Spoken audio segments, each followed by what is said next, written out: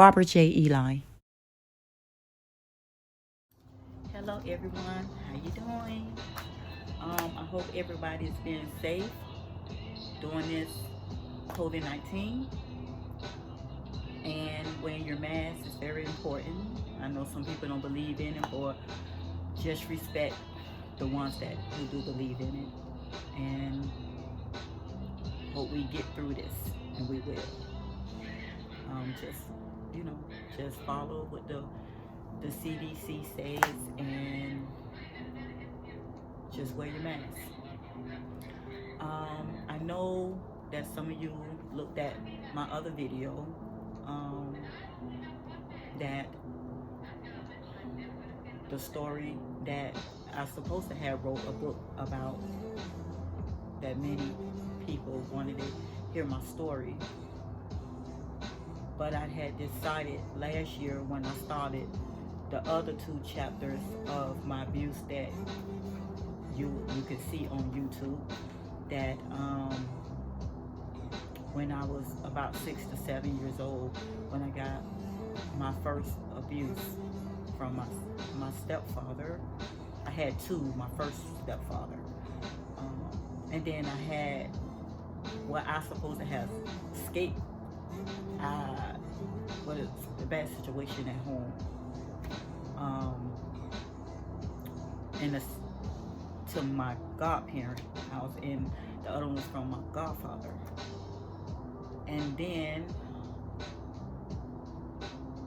this one I'm telling you right now, it went on from the age from when I was 16 till 29, to my adulthood, in my 20s.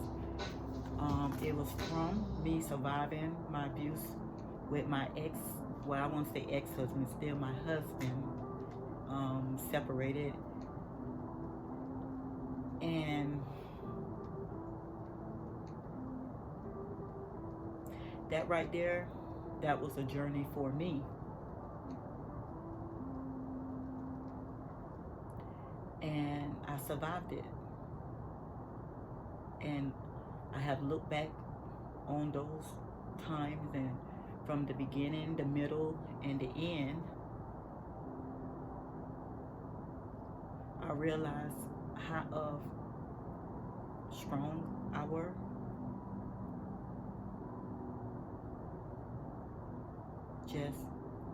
I can't believe that I survived it.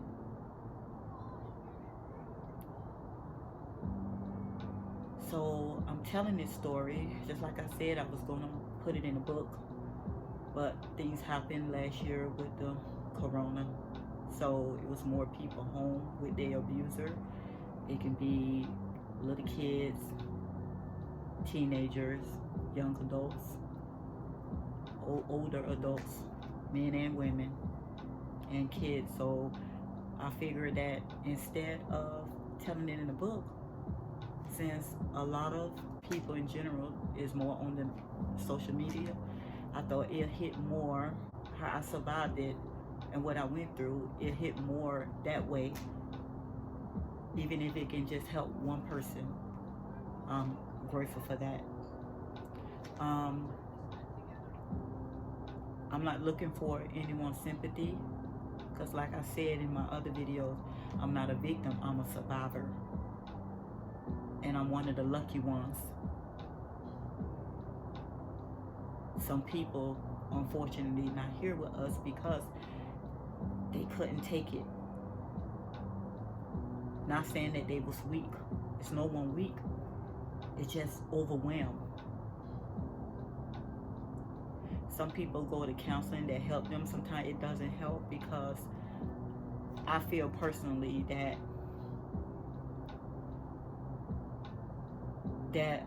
some counselors read out of a book. Reading out of the book and actually going through it is not the same. There are people that's just going through mental abuse. There are people that's going through just sexual abuse. Some people just going through verbal abuse. That's all different kind of abuses. And people feelings and the way they go through it is totally different than the other. You can't go through a verbal abuse and somebody going through a physical abuse and then you tell that person you understand what they're going through. No, it's not the same. There are people out there said, why you didn't run? Why you didn't? It ain't that a person run because they weak. There's a people that have low self-esteem. Maybe all their life they've been getting belittled by their family. So when they do meet somebody, sometimes that person will take their vulnerability and use it against them and control them. And controlling and abusing and talking down to them. And especially if they feel like they don't have family to support, friends or anyone. So it ain't that like they got low self-esteem. It's just that they don't have no one they can trust to tell their story or to tell what's going on. You have family members that condone that. Some family members turn their head knowing that that person is getting abused. It can be your family member.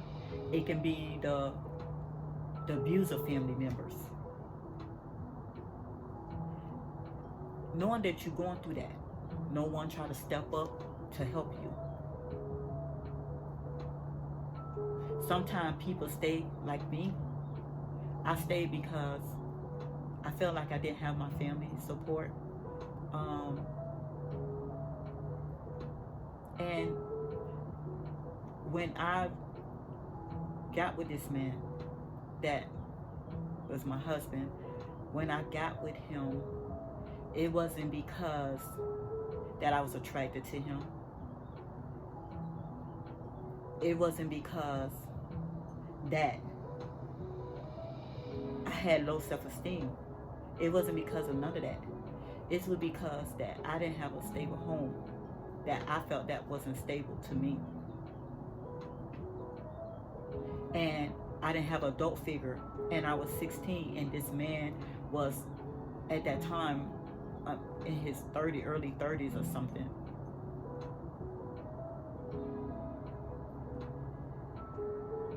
And he took advantage of me as a young lady, a young girl, because he knew I didn't have no one.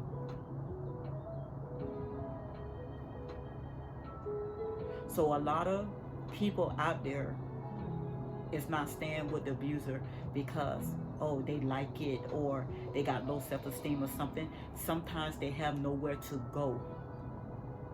That at that point where they think they didn't have nowhere to go, but it's help out there.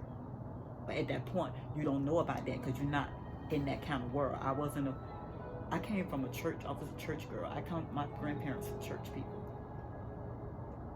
We stayed in church all the time. So I wasn't a streetwise kid. I come from a decent home, but it was problems that I couldn't take. So I'm going to tell you my story, or how I survived my abuse with my husband.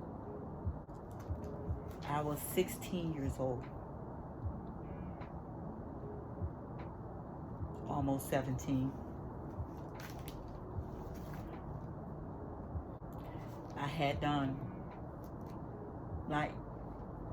got fed up with the situation I had at home. Just say the situation at home wasn't normal to me, and it was not a happy place for me.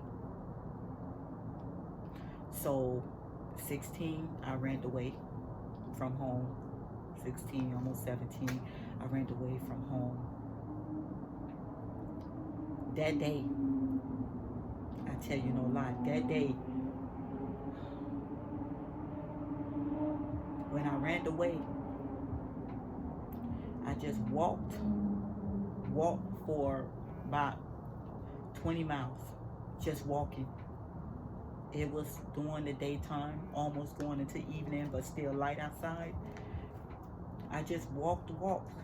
At that point, that I had got fed up that I don't want to be here no more. It's like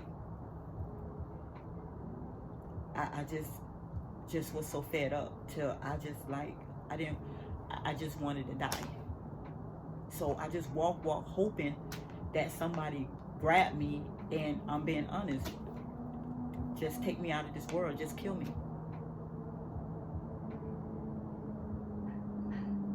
I didn't want to be here no more because I just felt like it wasn't this is life. It's I don't it just this is gonna be my life, and I didn't want to be here. So that's how I round up with him. I was just walking down the street. He passed by. Then he turned around. Then drove on the side of me while I was walking. And he was like, why a pretty young lady like you walking out here by herself like that? And at that point, I was just crying and crying because I just like, I was at my wit end. Like, I just didn't want to be here anymore. So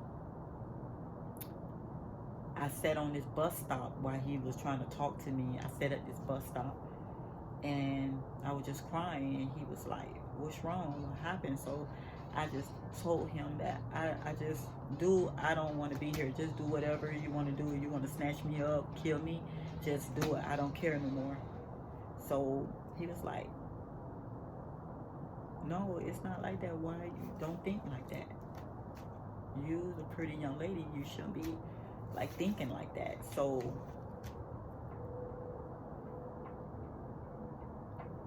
he told me to get in his car so he can talk to me. At this point, I know not to jump in a stranger car. But at this point, I just didn't give a damn. Like, whatever. I don't care no more. So I jumped in the car, and he just rolled around, and he was like, you shouldn't be thinking like that. You're too young to think like that. You should, I'm going to get my mom to talk to you. My mom is church-going people. And I was like, okay. And next thing I know, he invited me to his home. I mean, at this point, I ain't had nowhere to go because it was getting late, and I didn't want to go back home to my parents, my mom. And I really was going to get whatever coming to me. So I just like, what I got to lose. So I went to his home. I just know that what I know now as an adult that I didn't know then as a 16-year-old, that he was preying on me, preying like a predator. Like, after I told him my story, that's when he preyed on my weakness, my innocence, not knowing, I'm not knowing this because I'm just a child. And I'm thinking that this is something good. I wasn't looking for a man. I'm a 16. I wasn't looking for a man. I was looking for an adult figure. But he preyed on that and took advantage of that. I had nowhere to go. I had nobody. I felt like I had my godmom, but the story, the story before this one with my goddad, I didn't want to go back there because if he already, like I said, touched me on my breast. If he initially tried to do something with me, then I would really have to tell her, because I couldn't sit up there and endure that. And then I would have been out on the street anyway. So I went with this man thinking he had my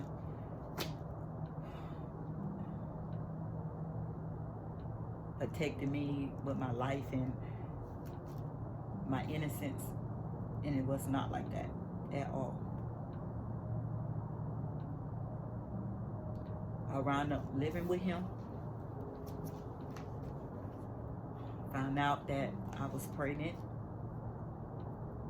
At that time, that when he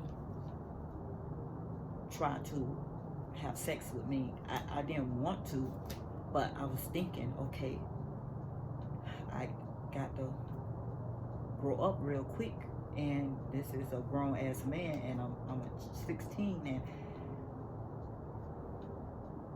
I have nowhere to go. I have nobody. So what I did was I just went ahead and had sex with him. Even then I want to, but he didn't know that I cried in silence because I wasn't looking for that. I was looking for an adult figure, someone to help me.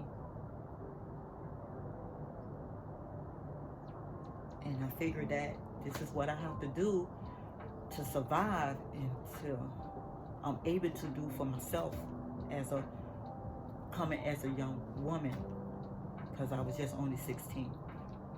And he knew that I was 16. I was still in school.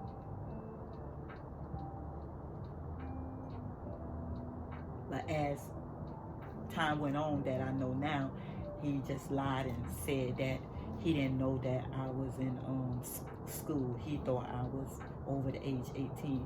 No, he knew I was 16 because I told him I was 16. I was a minor. That's why he didn't want me. He hid me out from his family for a while because he knew I was underage. And he lied to his family and said I was an adult, but I wasn't. I was only 16 years old. So times that went on,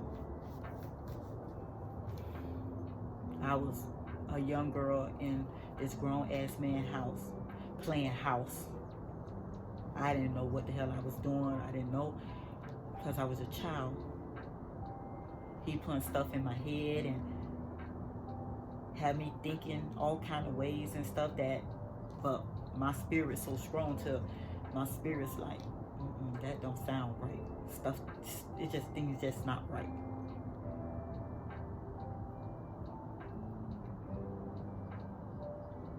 Times went on.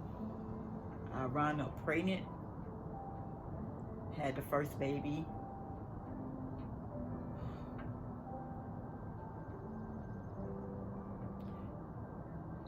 He abused me during that time when I was pregnant and after the pregnancy, the first baby. Just thinking of it, I had 5 kids from my husband, and I can say out of 3 of the kids, they are survivors.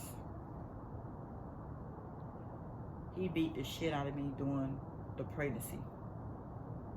There was times that he would hit me till I was punched to the floor. I had to cover my face while he punching on me and kicking on me. Because I was saying to myself, I can cover the rest of my body that nobody won't see, but I couldn't cover my face. So I would cover my face with my hand and he would knock me to the ground and he would beat the hell out of me while I was pregnant, big.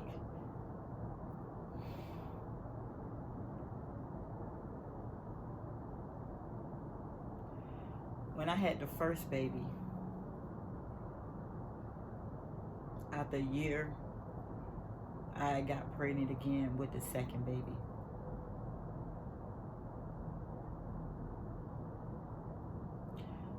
I remember that during my pregnancy, at the ending of my pregnancy, my husband got locked up in prison, federal prison, of some stuff that was going on, investigation that was going on before I even met him, that I didn't know nothing about. So they came, busted in our door and arrested my husband, the police. And I'm going to be honest, when them people arrested him, I felt free. And I felt like is a blessing in disguise, because he been beating on my ass and not knowing that the feds was investigating his ass, and they busted in the house and arrested him. And I had one child, and I was pregnant at the end of the months with the second child. I forgot how much time they gave him. It wasn't a whole year though, but I was glad for that whatever short time away from his ass that they gave him. It was a blessing in disguise, away from his ass.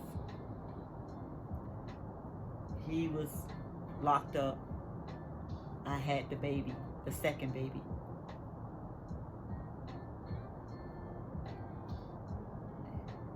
His mom, she have a tradition where the girls have a baby, they come to her house to recuperate, because she pampered them. I actually started that trend with my first grandchild, with my daughter.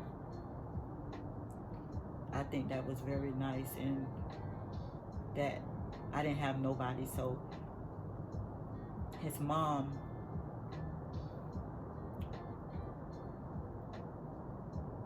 picked me up from the hospital and took me to her home to have, to recuperate with the second baby, where she can help me with her first grandchild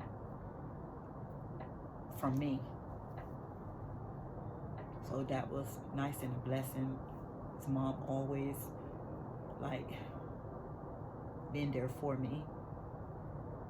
Her and his stepfather.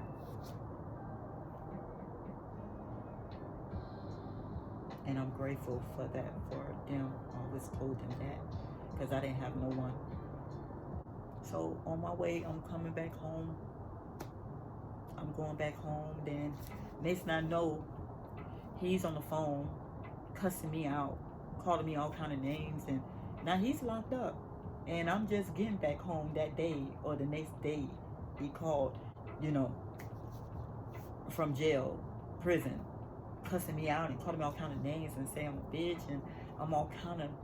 He's in the prison still abusing me physically, mentally, and verbally, saying that a family member said that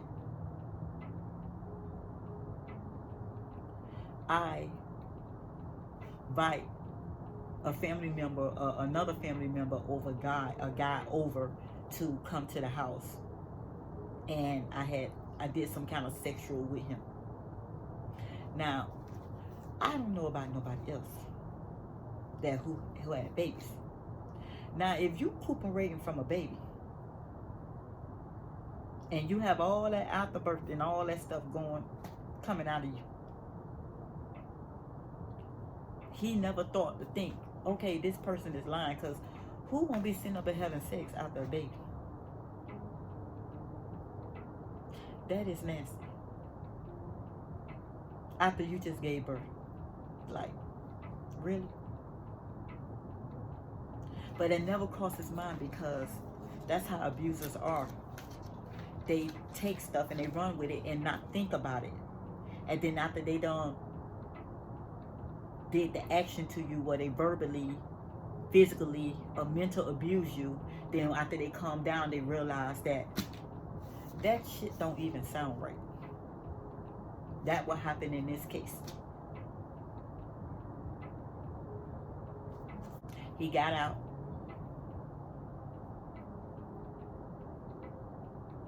Took him about a couple weeks, and then he started back to his abuse. Verbally, mental.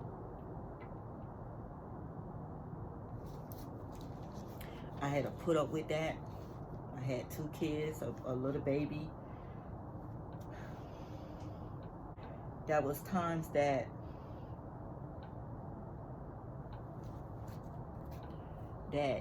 he would. There was this incident that he got mad at me because I was in school and I was doing night schooling. There was times that he would come to the school and interrupt me with my studies. Time that he don't popped up to the school and all looking in the room, and the the teacher looking at me like, anybody know him? Like, like I was so embarrassed. So when I know that he's calling my phone, because he had the little cellular phones then, the little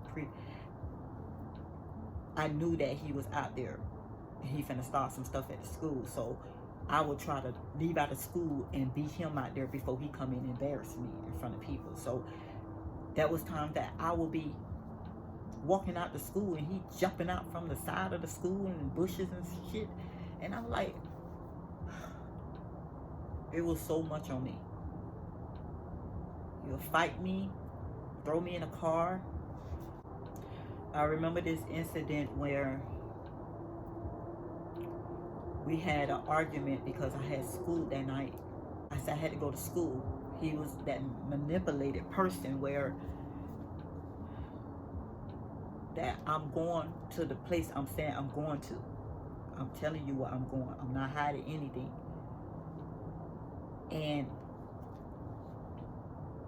he just always blamed me and said I'm going somewhere to see somebody and some other man. Like to throw that out just to make himself feel good about what he's doing to me. That was his reason. But he had no proof. It's nothing. I wasn't doing anything. I was just going to school. And it was one of these incidents where he took my books. So I'm trying to get my books from him. By like, give me my books. So he took the books and slammed the books.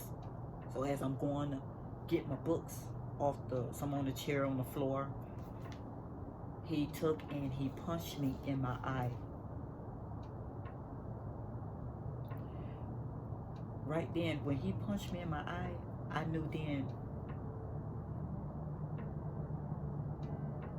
because at that point I was in school for nursing, I knew then with my nerves that my eye was going to be fucked up. And I ran to the restroom, and we had the restroom in our room. Ran in the restroom, it was dark. I closed the door and I locked it. And I sat on the floor and I kept calling out to my dad. Now remember, my dad is long gone past when I was young. That's how severe that I knew that if I turned on that light, I knew my eyes was going to be so fucked up till it made me call out my dead daddy for help. And I was on that ground, on the floor in the restroom, and I kept saying, Daddy, Daddy, Daddy. I kept calling out for my dad. And my husband knew that he knew that also, that he knew that he fucked up my eye till he don't know to what extent. Because he would also, and that's how abusers are. They do the harm, then they say I'm sorry, then they come with the crying. I never understood that. Why are you crying and you the one fucked me up? I'm the one that's in pain. Why are you crying? Preying on your intelligence, preying on you, like making you feel sorry for them. So it took me almost an hour to get off that floor, to get up, to turn on that light, because I knew it was severe, but I didn't know to what extent.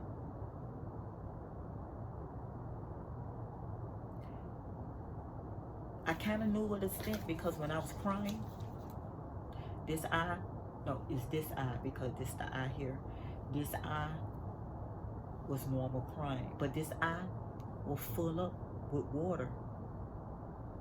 Till while I was on the floor, I had to, like, why is my eyes full up with water? Why it's not running? I finally had the nerve to turn on the lights. And what I had saw was unbelievable. My eyes were so swollen like this. You couldn't see no eyelashes. You couldn't see nothing.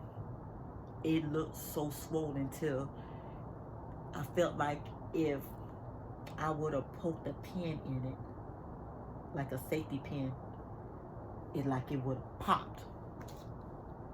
That's how swollen it was. And when I saw that, I just completely went crazy. I was hollering and I was crying. He was trying to break the door down. I was hollering and I was crying and I was just calling out my dad. For my dad. Finally, I opened the bathroom door and he was right there on the bed, just looking with his head down. And I said, "Don't say nothing to me. Leave me alone. Don't say nothing to me." And then he saw my eye and he just looked at like he couldn't believe he did that. I couldn't go to work.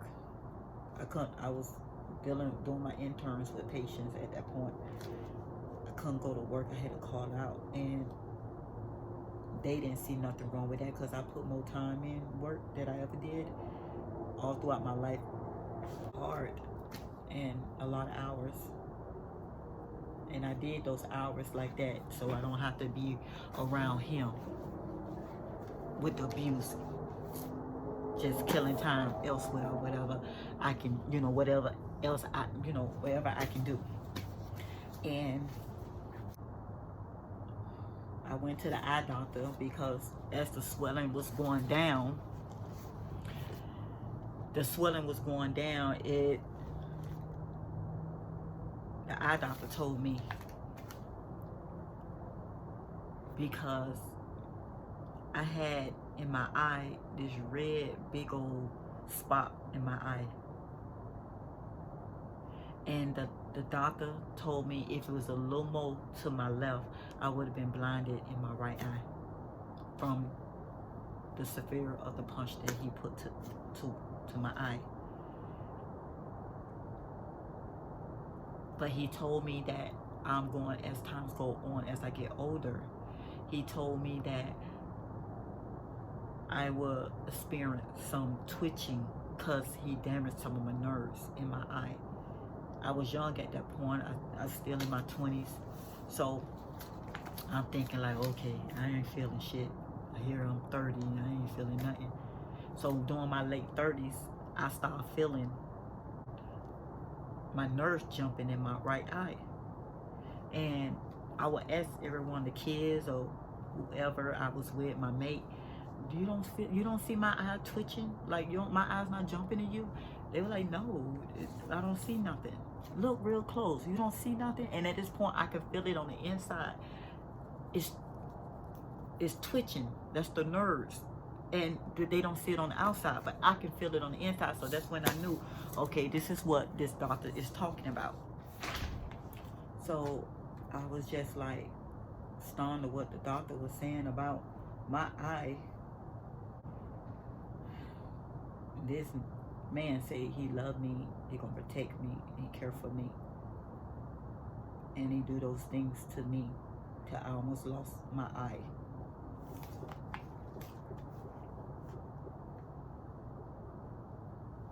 And then things escalated more from there. Well, it came down to him pulling a gun to my head, playing in Russian roulette with one bullet. I was so scared for that in my life. Just as regular.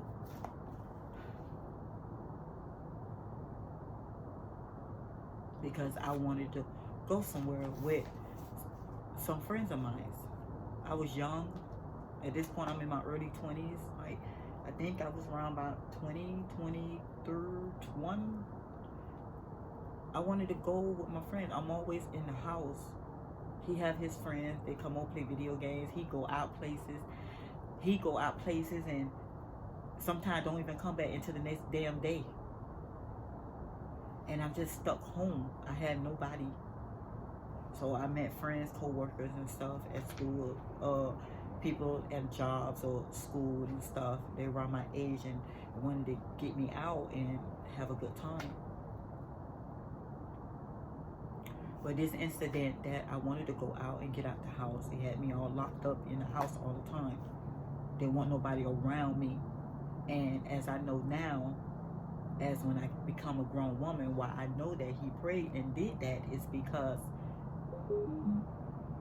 he didn't want me to be strong. He didn't want me to have my own thoughts of things that he was doing to me that I knew that was wrong already. He didn't want nobody putting stuff in my head saying that, you know, that's not normal, you can get away from that.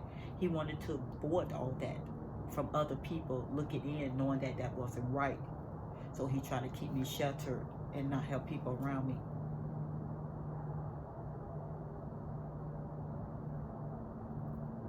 And this specific night, I was going out with getting out ladies' night, and I haven't had that.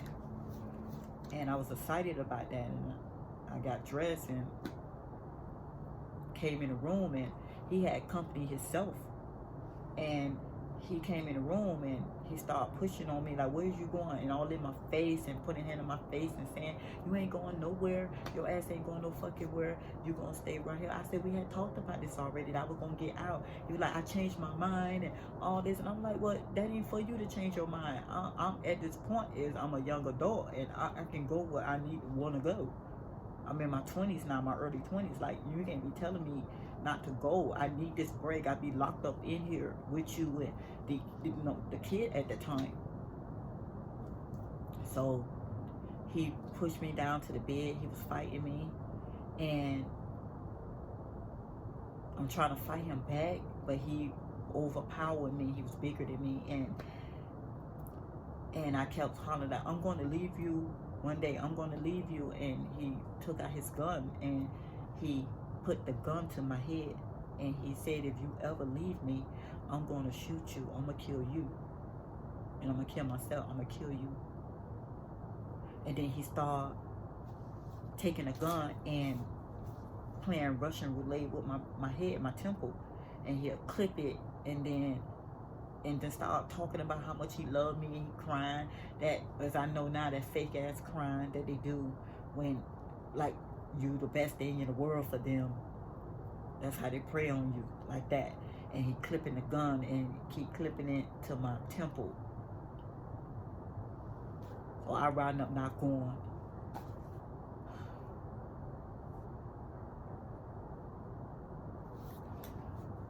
And then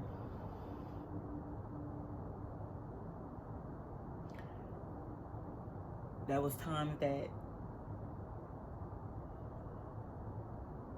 I feel like I was multiple times that throughout the relationship in the marriage that I felt like he raped me, because sometimes I haven't signed up to a sexual with him, and he just pretty much just took it, pinned me down,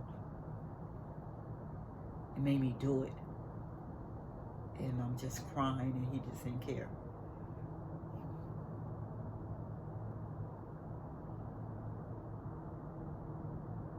There was times with him that I wanted to kill myself.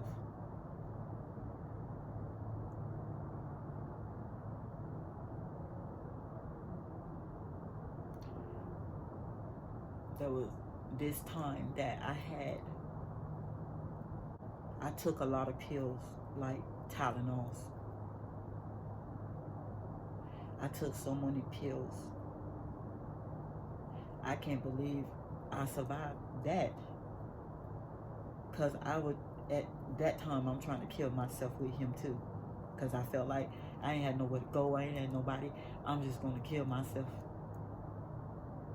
I took a lot of Tylenol pills, and I ran out the house that he didn't even know that I had left the house.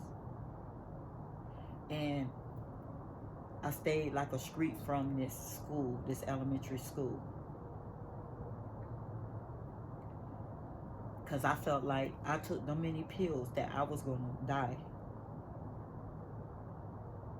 So I didn't want to die in the house. I just ran. And in the field of the school, there really wasn't no light. It was really dark. And what you can see is when you look up, you can see like the stars. It was beautiful. The stars were just glowing that night. I laid in the field of that school grass. It was pitch black, dark out there. And I just looking up to the stars, and I was just like, I thought I was gonna die. And I just was looking up and just saying, telling God, I'm ready. I had no way out. I'm ready. I'm ready to go. As I'm looking out, up, I can hear somebody calling out for me. And I thought it was spirits or something. Somebody just kept calling out for me.